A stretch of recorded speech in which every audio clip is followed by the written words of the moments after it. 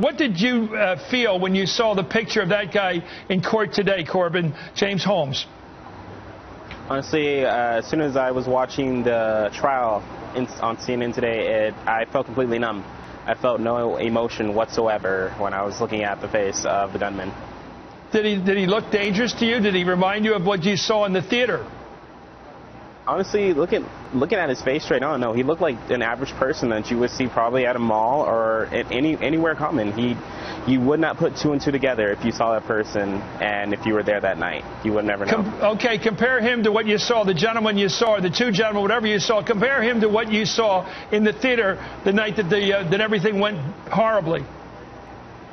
The night in the theater, as soon as the door swung open and the person dressed all in black walked into the theater, this person had a stroll like he knew what was going on, like he knew what was supposed to happen, like it was supposed to be a walk in the park, and that he was going to have a good time. That's what it looked like. Is there any way you can connect the two? Could you identify him as that guy, the one who killed all the 12 people and injured or wounded so many others, dozens of others? I couldn't have identified him because the gunman was dressed all in black. You could not see anything. The only thing that was available to see was only his eyes. I got to be careful about presumption of innocence, even in a case that gets so graphic as this. Let me go back quickly to Corbin Dates. Was there one or two people involved in this? I've heard that you believe there might have been two, not just one. I couldn't speculate, but the way from what I saw prior, before the gunman walking in acted out, it seemed like there was two. But I couldn't speculate because I did not know what happened after that door had shut before it swung back open.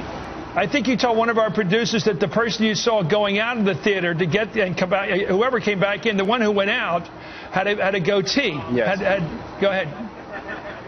That's correct, yeah. Prior to the movie even starting, when I came and got my seat at the theater, a guy walked into the auditorium after me, sat into the very first right row, and got a phone call. Took his phone call towards the emergency exit, not the lobby, and had his foot propped open by the door. It seemed like he was making gestures of trying to find somebody or trying to have somebody come to his location to where he currently was. After that, I had already stepped out of the auditorium to bring my friend in, and when we came back, the movie was just starting, lights were dimming, and that door seemed closed. And you testified to all this in court? Yes. Okay, thank you very much, Corbin Dates. I'm glad you got through it, fella. And Dr. Michael Brennan, it sounds right to me, everything you've said.